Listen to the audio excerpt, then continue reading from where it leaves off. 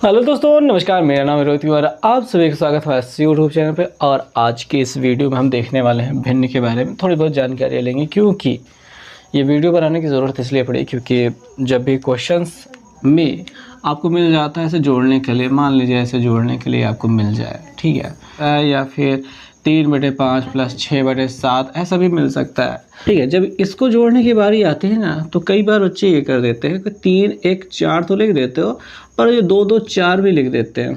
ये वाला 3 9 लिख देते हैं और 7 5 12 लिख देते हैं। ये भी अलग खेला चलता है। तो चलो भिन्नों के बारे में अच्छे समझ लेते हैं कि क्या होता है भिन्न।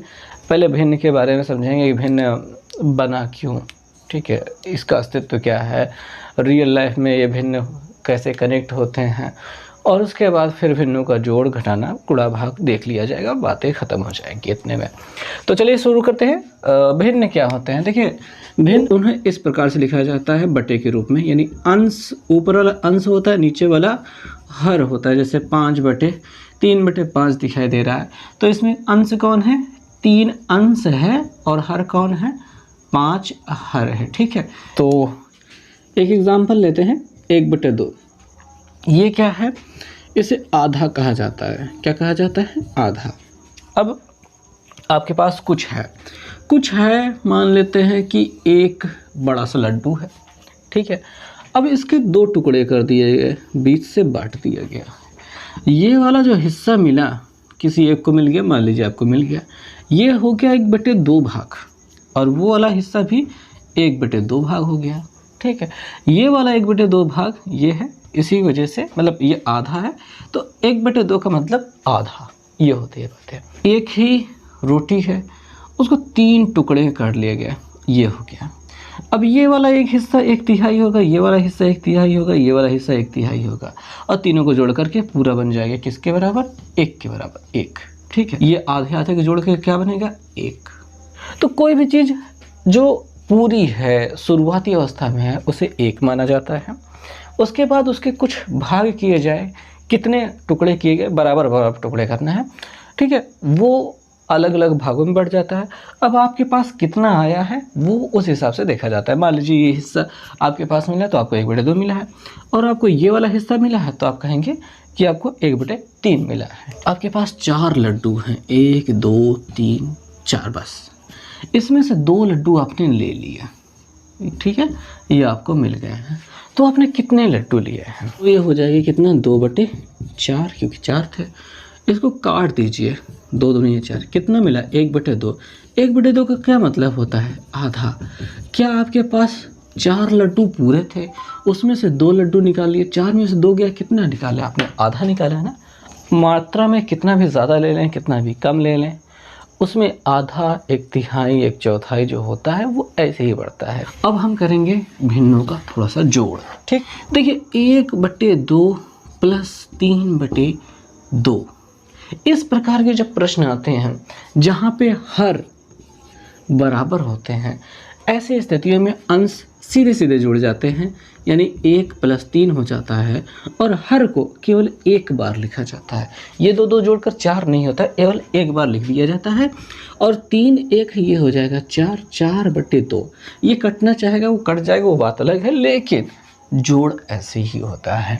अच्छा, एक क्वेश्चन मैं पूछ लेता हूँ कि 3/4 + 1/4, इनको जोड़ करके आपको क्या मिलेगा? जिनका हर बराबर रहते हैं उनका ही घटाना हम देख लेते हैं, ठीक है। नहीं, 4/5 - 1/5 ऐसा कुछ हो तो 5 को एक बार लिखेंगे, 4 - 1 लिख देंगे, जैसे 4 - 1 है, और घटा देंगे तो 3/5 प्राप्त हो गया। सिंपल घटाना होता है। अब यहाँ पे हमने जोड़ दिया था, तो क्यों ना आप घटाना दे देते हैं। ये रहा आपका घटाना, इसको हल करके बताइए कितना मिलेगा। कुछ इस प्रकार के जोड़ और घटाने देखते हैं जिनके हर बराबर ना हो। अंश तो बराबर हो भी सकते हैं, हर से सारा मामला होता है, अंश पे उतना ज़्यादा फोकस किया ही नहीं जाता, ठीक है। जैसे हम 3/5 और प्लस 3/4 ले लेते हैं, अंश से कोई मतलब ही नहीं है, हमें मतलब है केवल नीचे वाले से, नीचे वाला बराबर होना चाहिए।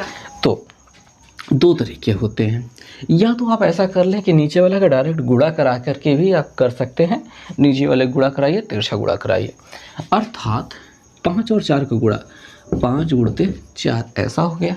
फिर तिरछा गुणा 4 का गुणा 3 में 3 गुणते 4 प्लस इस 5 का गुणा 3 में तो 3 गुणते 5, कुछ इस प्रकार से आपको मिल जाएगा। ठीक है, बातें समझ में आ गई। अब इनका जो गुणा किया है तो गुणा कर लेते हैं, 4 तिहाई 12 कर लेते हैं प्लस 5 तिहाई 15 कर लेते हैं, नीचे 5 चौके 20 हो रहा है, जोड़ दीजिए तो ये 27/20 मिल जाएगा। ये हो गई बातें। बाकी एलसीएम लेने वाला काम भी होता है, जैसे कि 3/5 है प्लस 3/4 है, 5 और 4 का एलसीएम ऐसा लिया जाता है लघुत्तम।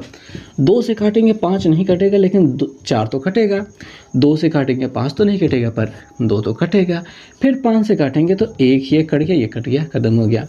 अब हम इनको गुणा करा लेंगे, 5 दूनिया 10 दूनिया 20, 5 दूनिया 10 दूनिया 20 हो गया। हम यहाँ पे 5 और 4 की जगह पे क्या लिख देंगे, 20 लिख देंगे।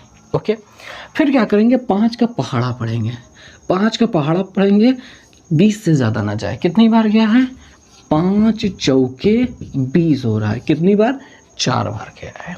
तो ये जो 4 बार गया है, आप उसी 4 का गुणा इस 3 में भी कराएंगे, यानी 3 में इसी 4 से गुणा कराएंगे, 3 चौके कितना हो जाएगा, 12। तो आप या तो गुणा करके लिख सकते हैं कि 3 चौके हम यहाँ पे लिख रहे हैं, फिर अगली लाइन में 12 लिख देंगे। ठीक है, अब 4 का पहाड़ा पढ़ेंगे, 20 से ज़्यादा ना जाए, तो आप कहेंगे 4 पंचे 20 होता है। ठीक है, ठीक है। अब 4 में किससे गुणा हुआ है, 5 से हुआ है, तो ऊपर वाली गिनती कौन है, 3 है, उसमें किससे गुणा होगा, 5 से ही होगा, तो 3 गुणते 5 देखने को मिल जाएगा। ये 3 चौके 12 है, ये 3 पचे 15 है, और इनको जोड़ देंगे तो 27/20 हो जाएगा। आप कहेंगे ये वही वाला क्वेश्चन में तो है। अब भाई क्वेश्चन वही रहेगा तो आंसर भी वही रहेगा, तरीका भी वही रहेगा। और ख़ास तौर से ये बात हो गई कि कई बार ये सीधे सीधे गुणा कराने पर जो मिलता है वो एलसीएम भी होता है, लेकिन कुछ मामलों में ऐसा होता है कि एलसीएम उतना बड़ा नहीं होता है जितना बड़ा गुणा कराने पे मिला होता है। हम ले लेते हैं 12 प्लस 5 हम ले लेते हैं 8। अब अगर आप इसको गुणा वाले विधि से करते हैं, ठीक है, वो वाली विधि देख लेते हैं, 3/12 प्लस 5/8, तो आप कहेंगे कि 8 और 12 का गुणा कर दीजिए। ठीक बात है, कर दिया गुणा हमने। ठीक है, फिर 8 से इधर गुणा कर दीजिए, 3 गुणते 8 प्लस 12 गुणते 5 गुणते 12 लिख दीजिए। 8 त्रिक 24 होता है प्लस 12 पंचे 60 होता है। फिर कहोगे कि 12 अट्ठे 96 होता है, अगर पहाड़ा नहीं आ रहा तो रो रहे होगे, तो 12 अट्ठे 96 होता है। इनका जोड़ कर देंगे भाई, 4 और 0 जोड़कर 4 हो जाएगा, 6 2 8 हो जाएगा। इतना आपको देखने को मिल जाएगा। ओके, अब ये कट के छोटा भी हो जाएगा। ठीक है, इसको काट के छोटा कर लेते हैं, क्योंकि अभी इधर से जब आंसर मिला लाएंगे तो कहोगे सर मिल ही नहीं रहा है, ये भी कट के छोटा होगा। काट के छोटा कर लेते हैं, 2 दूनिया 4, सॉरी 2 चौके 8, 2 दूनिया 4, 2 चौके 8, 2 8 16, 2 एक कम 2, 2 दूनिया 4, 2 एक कम 2, 2 दूनिया 4, 2 चौके 8, 3 से 3 अट्ठे 24, यानी कि 7/8 देखने को मिल रहा है। इसकी बात कर ले, ठीक है, इसकी बात करेंगे तो इसमें क्या मिलेगा, इसमें भी वही सेम चीज़ मिलेगा। ठीक है, तो करते हैं, पहले तो इनका एलसीएम ले लेते हैं, किसका, 12 और 8 का एलसीएम। 2 से काटेंगे 6 मिलेगा, 4 मिलेगा, 2 से काटेंगे 3 मिलेगा, 2 मिलेगा, 2 से काटेंगे ये नहीं कटेगा, अब 3 से काटेंगे पूरा कट चुका है। ठीक है, 3 दूनिया 6 दूनिया, 3 दूनिया 6, 6 दूनिया 12, 12 दूनिया 24, एलसीएम कितना आ गया, 24। ठीक है, अब 12 का गुणा किया है 24 कई बार में आता है, तो 12 दूनिया 24 होता है। किससे से गुणा हो रहा है, 2 से, तो इस 3 में किससे गुणा करेंगे, 2 से। ठीक है, तो 3 गुणते 2 लिख लेते हैं, प्लस 8 में किससे गुणा करने पे 24 आता है, मिटाते हैं, बहुत हो गया ये। 8 में किससे गुणा करने पे ये 24 आता है, तो 8 त्रिक 24 होता है। तो इस 5 में किससे गुणा होगा, यही सेम चीज़ 3 से गुणा होगा। ठीक है, तो यहाँ पे 5 गुणते 3, तो 3 दूनी है 6 और 5 3 15/24। 15 और 6 जोड़ देंगे तो कितना हो जाएगा 21/24। अब ये 7 से कट रहा है, 7 से कट रहा है कि 3 से कट रहा है, 3 से 21 3 8 24, 7/8 दिखाई दे रहा है। तो इस प्रकार से भी किया जाता है। अच्छा, इसी क्वेश्चन को कुछ लोग एक नए तरीके से भी करते हैं, मतलब नया तरीका तो है नहीं, बस थोड़ा सा यूनिक उनका भी आइडिया होता है, वो भी देख लेते हैं तो समझ में तो आ ही गया होगा। लेकिन उनका भी एलसीएम ही तो निकलता है, पर एलसीएम 24 निकालने के बाद वो लिखते अजब तरीके से हैं, वो देख लेते हैं। क्या कि 8 और 12 का जो एलसीएम है वो 24 तो मिला ही है, कोई दिक्कत नहीं। अब देखो ये 3/12 लिखते हैं और कहते हैं कि 12 में किससे गुणा करने पे 24 मिलता है, तो कहते हैं कि 2 से गुणा करने पे मिलता है, तो ऊपर भी 2 से गुणा करा देंगे, ऐसा लिखा जाएगा। प्लस ये 5/8 लिखेंगे, उसके बाद कहेंगे कि 8 में किससे गुणा कराने पे 24 मिलता है, तो कहते हैं 8 त्रिक 24 मिलता है, 3 से गुणा करा दिया, ऊपर भी 3 से कराएंगे। अब ये 12 दूनी 24 हो जाएगा और ये हो जाएगा 3 दूनी 6 और ये 8 त्रिक 24 हो जाएगा, ऊपर हो जाएगा 5 3 15, 15 6 जोड़ देंगे 21। क्यों ऐसा जोड़ देंगे, क्योंकि वही वाली बात हो जाएगी जो पहले हमने किया था कि हर बराबर हो जाए तो अंश आसानी से जुड़ जाते हैं, ठीक है। तो ऐसा लिखने वाली बात हो गई है। 15 6 21 हो जाएगा, वही 24 मिलेगा, वही 3 7 21 3 8 24। कि ये हम कहना क्या चाहते हैं, क्वेश्चन में चल क्या रहा है। हमें बड़ी तकलीफ़ होती है कि आप लोग जब क्वेश्चंस कर रहे होते हैं और आपको आंसर नहीं मिलते हैं। आंसर किस लिए नहीं मिलते हैं, गणित किस लिए मुश्किल है, क्योंकि छोटी छोटी चीज़ें पर आपने ध्यान नहीं दिया है, और ध्यान दिया भी है तो उसका प्रयोग नहीं कर रहे हो। मान लीजिए आपके पास हाथ में हथौड़ा है, लेकिन जब कील ठोकनी है तो आप क्या करें, हथौड़ा को बगल में रख करके हाथ से ठोक रहे हैं, या फिर दांत से ठोक रहे हैं, या फिर माथा ठोक रहे हो। ऐसे में कैसे कील घुसेगी, ऐसे में कील दीवार में घुसने के बजाय माथे में घुस जाएगी। वही बात होता है मैथ के साथ में। मैथ मतलब बहुत ईजी है, सिंपल सा जोड़ घटाना गुणा भाग आपको आ रहा हो, बस हो गया मैथ ख़त्म। उसके बाद क्या है, नई चीज़ों में क्या है, थोड़ा बहुत वही जोड़ घटाना ही रहता है और कुछ रहता ही नहीं है। तो अगर आप इस पर थोड़ा बहुत ध्यान दे देंगे तो सारी चीज़ें बहुत सिंपल हो जाएंगी। तो चलिए थोड़ा सा एक घटाना देख लेते हैं। चलिए देखते हैं कि 9 और 5 का, देखो 9 और जो 5 है इनका जब एलसीएम लेने जाओगे तो 9 तो है 3 से कटता है, 5 3 से कटता नहीं, 5 केवल 5 से करता है। ऐसी स्थिति में इनका एलसीएम जो होगा 5 9 45 ही होगा, ठीक है, डायरेक्ट गुणा करने वाला ही एलसीएम होगा। और इसी वजह से कई बार क्या होता है कि कुछ लोग एलसीएम लेते भी हैं, कुछ कई बार एलसीएम नहीं भी लेते हैं, क्योंकि आप भूल जाते हैं कि किस बार एलसीएम लेने, कब एलसीएम लेना है, कब एलसीएम नहीं लेना है। तो बात यही होती है ना, एलसीएम लेते लेते इतनी आदत पड़ गई है, उनको पता चल गया है कि कब एलसीएम लेना ठीक रहेगा, कब नहीं रहेगा। जैसे 5 केवल 5 से करता है, ठीक है, और किसी से करता नहीं। अब 9 है वो 5 से करता नहीं है। अब एलसीएम वाला प्रोसेस लिखने का भी कोई फ़ायदा नहीं, क्योंकि 5 9 45 ही आखिरकार एलसीएम आना है, तो इसी वजह से वो लिखते नहीं हैं। आइए चलिए हम भी नहीं लिखते हैं, 5 9 45 ही लिख देते हैं डायरेक्ट। 5 इधर गुणा कर देंगे, 5 8 40 और 9 दूनी 18, 3 से गुणा घटा देते हैं। 10 में से 8 गेंद 2, 3 में से 1 गेंद 2 बटे 45 आंसर। मतलब जोड़ भी इतना ही छोटा था, जो इतना लंबा बताया है वो वाले जोड़ भी इतने ही छोटे थे, लेकिन प्रोसेस लंबी बतानी पड़ती है ताकि आप कर पाओ। और जब आप क्वेश्चन के बीच में इनको प्रयोग करोगे ना, तो इनको इतना छोटा ही करना होता है, ये नहीं होता है कि आप बहुत भारी करोगे। थोड़ा सा गुणा देख लेते हैं। गुणा में कुछ खास चीज़ें होती नहीं हैं। अगर हम यहाँ पे गुणे के निशान लगा देते हैं तो गुणे के निशान में क्या होता है ना कि 8 दूनिया 16 हो जाता है और 5 9 45 हो जाता है। ये सिंपल आंसर हो जाता है। और अगर हम इसके भाग की बात कर लेते हैं तो भाग कैसे होगा, भाग में 2 स्टेप थोड़ा लंबा जाना पड़ेगा। देखो भाग करते वक्त क्या करते हैं, आगे वाली गिनती जो होती है वो सेम टू सेम लिखते हैं, भाग को बदलते हैं गुणे में और इसको उलट देते हैं, ऐसे उलट जाता है। अच्छा, कुछ बच्चे कुछ एक्स्ट्रा लेवल का यूज़ करते हैं दिमाग, क्या करते हैं कि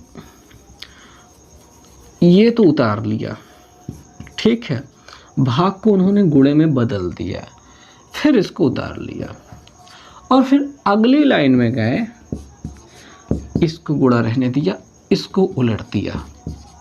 ये प्रोसेस, ये बहुत ख़तरनाक प्रोसेस है।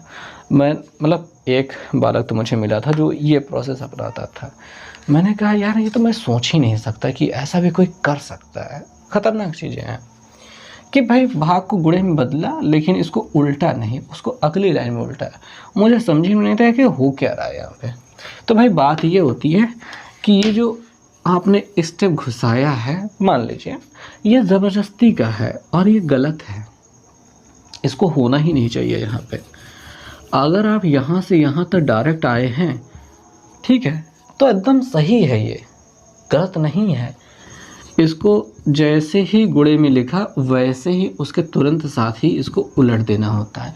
ये नहीं कि अगली लाइन में उलटना है ना, इसी लाइन में उलटना है। अब 2 से ये 8 कट रहा है, 4 हो जाएगा, 4 पंचे 20 हो रहा है और 9 यहाँ पे 1 बचेगा, 9 करने में 9 हो रहा है। ये हो गया आपका भाग, ठीक।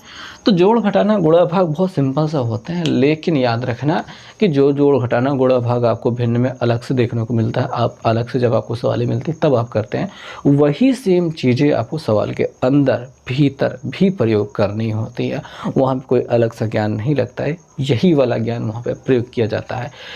एक ख़ास चीज़ आप ये याद रखें कि ये सारी चीज़ें आपको पहले इसलिए सिखाई जाती हैं ताकि आप वहाँ पे जा कर के इन चीज़ों को प्रयोग कर सकें, नहीं तो सिखाई ही क्यों जाती भाई, ठीक है। तो अगर आपने ये सारी चीज़ें छोटी छोटी चीज़ें याद करके रखी है, समझ के रखी है, तो आगे चल कर रखिए, आपके लिए सारी चीज़ें बहुत आसान हो जाने वाली होती है।